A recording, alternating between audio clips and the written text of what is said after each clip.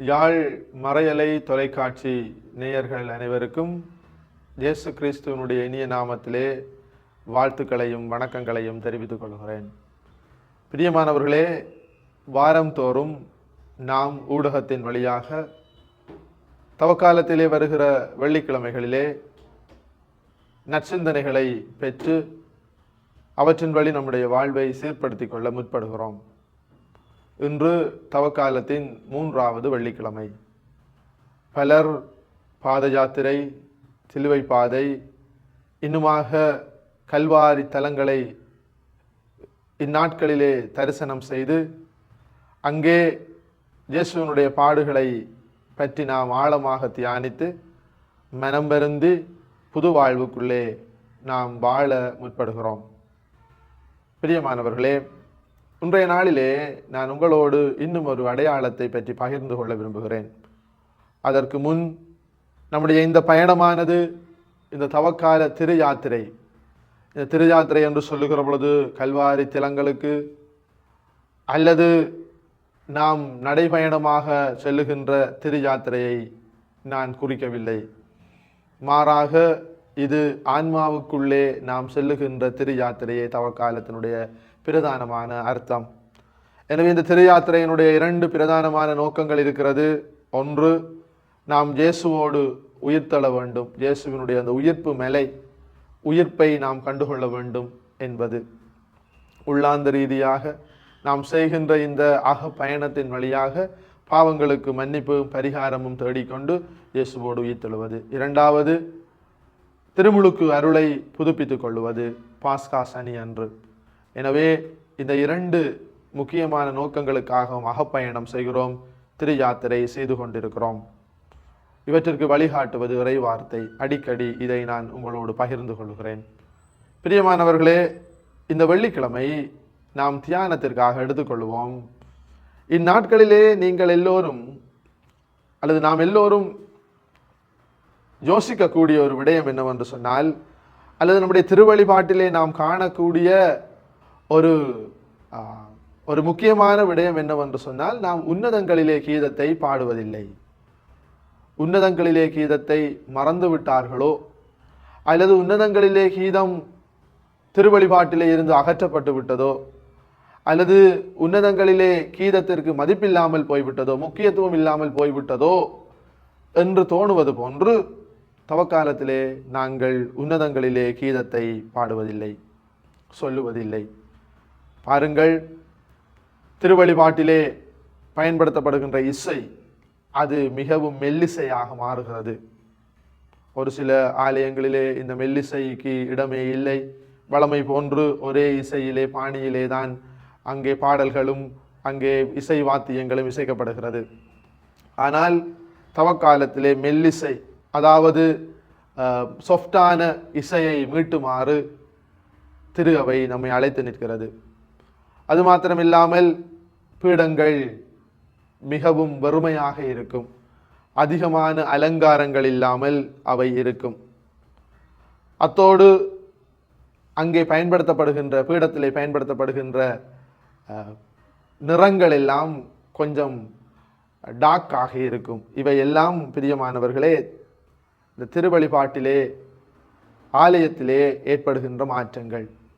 இவையெல்லாம் ஏன் உன்னதங்களிலே இல்லை மெல்லிசை, அதே வேளையிலே நிறங்களிலே மாற்றம்? இவ்வாறு நிகழ்வதற்கு காரணம் என்ன? அன்பானவர்களே, இவற்றையெல்லாம் திரு அவை மறந்துவிடவில்லை, மாறாக ஒத்தி வைக்கிறது. ஏனென்று சொன்னால், இதை விட இன்னும் ஒரு முக்கியமான நாள் வருகிறது. இன்னும் ஒரு முக்கியமான அனுபவத்துக்குள்ளே கடந்து செல்ல போகிறோம். அந்த முக்கியமான அனுபவத்திற்காக கொஞ்சம் காத்திருங்கள். அந்த காத்திருப்பானது நமக்குள்ளே கொண்டு வர வேண்டியது ஒரு தேடல், வெயிட்டிங், தாகத்தை கொண்டு வர வேண்டும், ஒரு தேடலை கொண்டு வர வேண்டும். அந்த தேடலின் அடிப்படையிலே நாம் உணர்ந்து கொள்ள வேண்டும், எனக்கு மனமாற்றம் அவசியம். எனவே உன்னதங்களிலே கீதம் எப்பொழுது இசைக்கப்பட்டது? இந்த வானவர் கீதம் இசைக்கப்பட்டது இயேசு கிறிஸ்துவினுடைய பிறப்பின் போது. அது மகிழ்வின் கீதம், அது மாட்சியின் கீதம், அது கடவுளை போற்றி புகழ்கின்ற கீதம், அது வாழ்த்தை கொண்டு வருகின்ற கீதம். எனவே இருளிலே இருந்து ஒளிக்கு மக்களை கடத்தி செல்வதற்காக தன்னுடைய மகனினுடைய பிறப்பை ஆண்டவர் வெளிப்படுத்துகின்ற பொழுது இந்த கீதம் பாடப்பட்டது.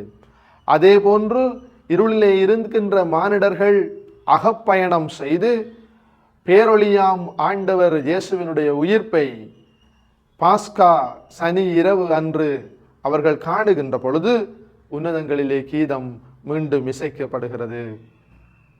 அது மாத்திரமல்லாமல் நாம் வெறுமையாகவும் அலங்காரம் இல்லாமலும் இருந்த ஆலயத்தினுடைய திருவழிபாட்டினுடைய நடைமுறைகளிலே மாற்றம் வருகிறது. பிரியமானவர்களே, இந்த ஒத்திவைப்பானது விடிவுக்காக, இரட்சணியத்திற்காக, மாட்சிக்காக, புகழுக்காக, போற்றுதலுக்காக இந்த ஒத்திவைப்பு நிகழ்கிறது. இந்த ஒத்திவைப்பின் நாட்களாகிய இந்நாட்களிலே நாம் செய்ய வேண்டியது என்ன? தவம், பெனிடென்ஷியல், அதாவது நமக்குள்ளே பாவ மன்னிப்பு, பாவ அறிக்கை செய்து கொள்ள, குற்றங்களை நாங்கள் அறிக்கையிட்டு மனம் வருந்தி மன்னிப்பு கேட்க இந்த நாட்களிலே இருக்கிற இந்த ஒத்திவைப்பு நம்மை அழைத்து நிற்கிறது. உன்னதங்களிலே கீதத்திலே இருந்து நாம் பாடம் கற்றுக்கொள்ள வேண்டும். இது ஒத்திவைக்கப்பட்டிருக்கிறது. எதற்காக என்று சொன்னால், ஆண்டவருடைய உயிர்ப்பு நாளன்று இது மகிமையோடு பாடப்பட வேண்டும் என்பதற்காக, கடவுளை போற்றி புகழ வேண்டும் என்பதற்காக. எனவே பிரியமானவர்களை, இந்நாட்களிலே நாமும் ஒரு சில விடயங்களை ஒத்தி வைத்திருக்கிறோம். இவை கண்களுக்கு மெருகூட்டுகின்ற, கண்களுக்கு இன்பம் கொடுக்கிற காட்சிகளை, தொலைபேசியை, தொலைக்காட்சியை விலக்கிவிட்டு இருக்கிறோம். அது மாத்திரமல்லாமல் நாம் வலிந்து பல நன்மையான காரியங்களை செய்கிறோம். இவையெல்லாம் செய்கிற பொழுது நானும் ஒரு பிரதானமான நோக்கமாகிய உயிர்ப்பை நோக்கி பயணித்துக் கொண்டிருக்கிறேன் என்கின்ற சிந்தனை எனக்குள்ளே வளர வேண்டும், மலர வேண்டும். பிரியமானவர்களை, நீங்களும் நானும் இயேசுவினுடைய அந்த உயிர்ப்பின் மகிழ்ச்சியிலே, அந்த உன்னதங்களிலே கீதத்தை பாடுகிற பொழுது நானும் விடுதலை பெற்றிருக்கிறேன், எனக்குள்ளும் ஒளி ஏற்றப்பட்டிருக்கிறது. ஃப்ரம் ஆஷ் டு ஃபயர் என்று சொல்லுவார்கள். அதாவது சாம்பலிலே இருந்து நெருப்புக்கு கடந்து செல்லக்கூடிய, இறந்ததிலே இருந்து நான் இறந்து போய் கிடக்கிறேன், உயிரற்றவனாக இருக்கிறேன், பாவத்திலே இருக்கிறேன், அதிலே இருந்து எழுந்து நடந்து ஊதாரி மைந்தன் தந்தையின் வீட்டை கண்டடைந்தது போன்று நானும் சென்றடைந்து இயேசுவினுடைய உயிர்ப்பு என்கின்ற அந்த மறைபொருளுக்குள்ளே போகிறேன். அந்த நேரத்திலே நான் பாட, மகிழ, துதிக்க இந்நாட்களிலே இந்த ஒத்திவைப்பு நம்மை அழைத்து நிற்கிறது. எனவே நாம் உன்னதங்களிலே கீதத்தை ஏன் பாடுவதில்லை என்றால், மறக்கவோ அல்லது அது முக்கியம் இல்லை என்றோ அல்லது திரு அவை அதை தூக்கி எறிந்து விட்டதோ அல்ல. மாறாக இதன் வழியாக ஆன்மீக அர்த்தம் தேட அழைக்கிறது. எப்படி என்று சொன்னால், இந்த ஒத்திவைப்பு உன்னுடைய தனிப்பட்ட வாழ்வினுடைய விடுதலைக்காக.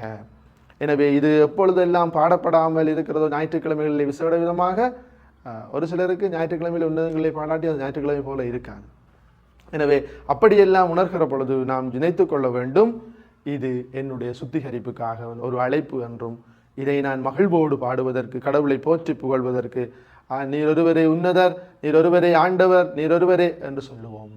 அது மாத்திரமில்லாமல் உம்மை போற்றுகிறோம், உம்மை புகழுகிறோம், உம்மை ஆராதிக்கிறோம், உமக்கு நன்றி செலுத்துகிறோம் என்று சொல்வதற்கு முன் நாம் இந்த நாட்களை பயன்படுத்தி கொண்டு நம்மை ஆயத்தம் செய்ய வேண்டும். முயற்சிப்போம்.